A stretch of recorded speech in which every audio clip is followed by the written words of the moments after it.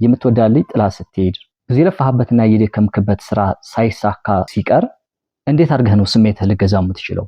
በምን አይነት መልኩ ነው ከዛ መጥፎ ስሜት ልንወጣ የምንችለው የሚለውን ነገር ነው ዛሬ በዚህ ቪዲዮ ላይ የምናየው። መጥፎ ስሜቶች በህይወታችን ላይ ሀፕን ሲያደርጉ እነዛ ልንወጣባቸው ወይም ሪከቨር ልናደርግባቸው የምንችላቸው 3 ደረጃዎችን እናያለን በዛሬው ቪዲዮአችን።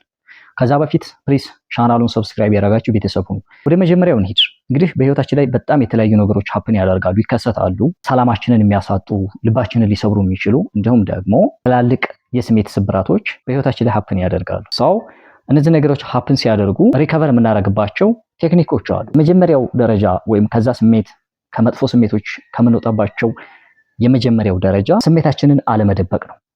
ማዘን፣ ማልቀስ፣ መናደድ እንዲሁም ሌሎች ስሜቶች ተፈጥሯዊ ናቸው። አንዳንድ ሰዎች ወንድ ልጅ አያለቅስም፣ ወንድ ልጅ አያዝንም ይላሉ። ይሄ ተረት ተረት ነው። የሰው ልጅ የተለያዩ ነገሮች ሲደርሱበት በህይወቱ ላይ የተለያዩ የስሜታዊ ለውጦች ሲመጡ ወይም የተለያዩ ድርጊቶች ሲከሰቱበት ማልቀስ፣ ማዘኑ፣ መናደዱ የማይቀር ነገር ነው። ስለዚህ የተለያዩ ስሜቶች እንደ አይነት ማልቀስም ማዘንም ስሜት ነው፣ መናደድም ስሜት ነው። ከነዚህ መጥፎ ስሜቶች ግን ሪከቨር የምናደርግበት የመጀመሪያው ደረጃ ስሜትን አለመደበቅ ነው፣ አለማፈን ነው። ብዙዎቻችሁ የምትሰሩ ስህተት እዚህ ላይ ነው። አንዳንድ ጊዜ የተሳሳተ አመለካከት አለ። ኢሞሽናል ኢንተለጀንስ ማለት ወይም ደግሞ ስሜት ቁጥጥር ብልህነት የምንለው ነገር ስሜትን መደበቅ፣ ስሜትን ማፈን፣ የሚሰማንን ስሜት በውስጣችን መያዝ አድርገው የሚያስቡ ሰዎች አሉ። ግን እንደዛ አይደለም።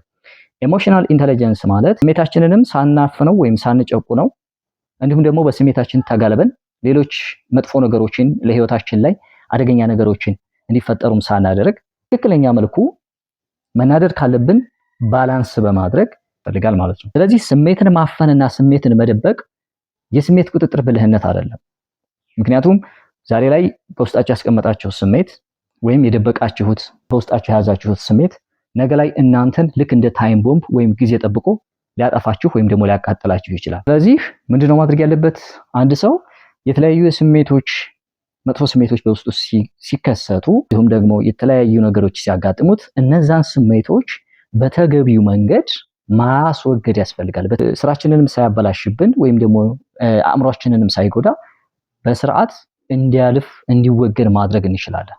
ይሄን የምናደርገው ደግሞ ስሜታችንን ባለማፈን ወይም ባለመጨቆን፣ ያ ስሜት እኛን እየጋለበን ከኋላ ሆኖ እኛን እየጋለበን ደግሞ የስሜታችን ባሪያ ሆነን ሌሎችን ስህተቶች ሳንሰራ ግን በሁለቱ መካከል ላይ ባላንስ በማድረግ ስሜታችንን እንዲያልፍ ወይም እንዲወገድ ማድረግ እንችላለን ማለት ነው። በስርዓት እንዲያልፍ ማድረግ መቻል ኢሞሽናል ኢንተለጀንስ ይባላል፣ ወይም ደግሞ የስሜት ቁጥጥር ብልህነት ይባላል። ወደ ሁለተኛው እንሂድ።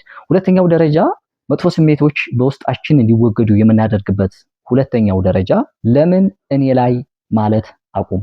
ለምን እኔ ላይ ሆነ ብለህ ራስህን ሰለባ ወይም ደግሞ ቪክቲም ማድረግ የለብህም። የሆኑ ነገሮች ይደርሳሉ በህይወታችን ላይ ፌለሪቲ፣ ብሬክአፕ፣ በጣም የተለያዩ ነገሮች ያጋጥሙናል። ሰው እነዛ ሲመቶች ሲመጡ ወይም እነዛ ነገሮች ሲመጡ ለምን እኔ ላይ ሆነ ብላችሁ ራሳችሁን ማስጨነቅ ወይም ደግሞ ራሳችሁን መበደል የለባችሁም። እዛ ስሜት ተጋላጭ መሆን የለባችሁም። ምንድነው ማድረግ ያለብን? ከዚህ ከደረሰብኝ ነገር ምን ትምህርት ይገኛል?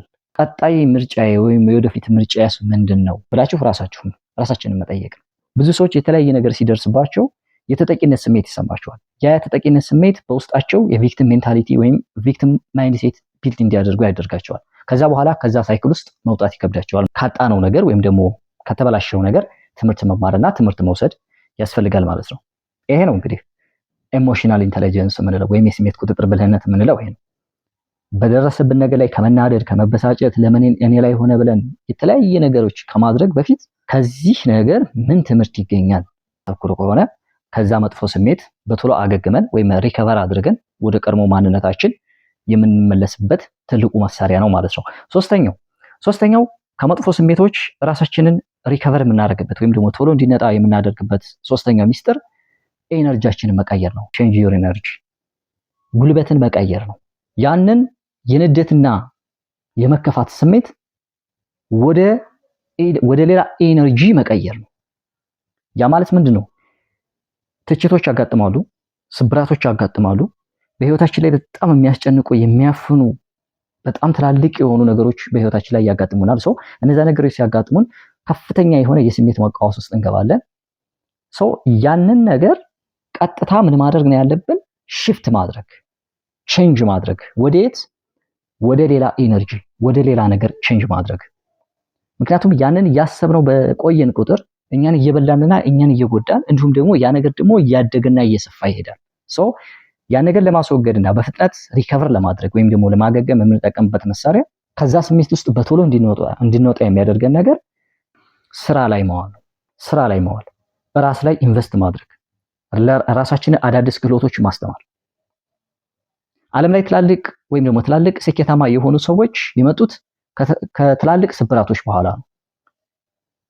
በሰዎች ሪጀክት መደረግ፣ አትችልም መባል፣ የተለያዩ ብሬክአፖች እንዲሁም ደግሞ መገፋቶች፣ እነዛ ነገሮች ተደማምረውባቸው ስሜታቸውን በከፍተኛ ደረጃ የተጫኗቸው ሰዎች ናቸው ትላልቅ ዓለም ላይ ጃያንት የሆኑ ትላልቅ ስኬቶችን ያስመዘገቡት። በፍጥነት ከመጥፎ ስሜት ውስጥ እንድትወጡ የሚያደርጋችሁ ኤነርጂያችሁን መቀየር ነው። አሁን ያላችሁን ስሜት ልክ እንደ ነዳጅ ነው። ከተጠቀማችሁበት እናንተን ፈለጋችሁበት ቦታ ያደርሳል። ካልተጠቀማችሁበት ደግሞ እናንተን አቃጥሎ ይጨርሳቸዋል፣ መጥፎ ስሜቶች ማለት ነው። ስለዚህ ስሜትንም መቆጣጠር ማለት ዝም ብሎ በውስጥ አፍኖ ማያ ሳይሆን የደረሰባችሁን ሪጀክሽን ሊሆን ይችላል፣ ብሬክአፕ፣ መገፋት፣ አትችልም መባል፣ ክሪቲሳይዝ መደረግ፣ መናቅ ሊሆን ይችላል። በሰዎች እነዚህ ነገሮች ሲደርሱባችሁ ከዛ መጥፎ ስሜት በቶሎ እንድትወጡ የሚያደርጋችሁ ትልቁ ሚስጥር ያንን ስሜት ወደ ስራ መቀየር ነው፣ ወደ ሌላ ኢነርጂ መቀየር ነው። ራስ ላይ ኢንቨስት ወደ ማድረግ፣ አዳዲስ ክህሎቶችን ወደ መማር፣ ራሳችሁን ወደ ማሻሻል፣ እስከዛሬ ድረስ ሲከብዷችሁ የነበሩትን ስራዎች ወደ መጋፈጥ፣ አዳዲስ ስራዎችን ወደ መጀመር እንድትሄዱ ትልቅ የሆነ ሞተር፣ ትልቅ የሆነ ነዳጅ ይሆናችኋል። ምክንያቱም ዓለም ላይ ትላልቅ ስራዎችን የሰሩ ሰዎች ትላልቅ የልብ ስብራት የደረሰባቸው ሰዎች ናቸው። የተናቁ፣ ዝቅ የተደረጉ፣ ሪጀክት የተደረጉ ሰዎች ናቸው። ስለዚህ የኢሞሽናል ኢንተለጀንስ ትልቁ ጥቅም እንደ አይነት አንገብጋቢ መጥፎ የሆኑ ስሜቶች ሲመጡ እነዛን ስሜቱ ሳይጎዳው ወይም ደግሞ በስሜቱ ከመቃጠል ስሜቱን ወደ ጥቅም ማዋል መቻል ከስሜት ብልህነት የሚመጣ ነገር ነው። ስለዚህ በስሜት ብልህነት ማደግ ማለት ስሜታችሁን ማፈን፣ ስሜትን መደበቅ ወይም መጨቆን ሳይሆን ስሜታችሁን ለተለያዩ ነገሮች፣ ለሚጠቅሙ ነገሮች ማዋል። ምክንያቱም ስሜት ስቲሙሌት ነው፣ አነቃቂ ነገር ነው።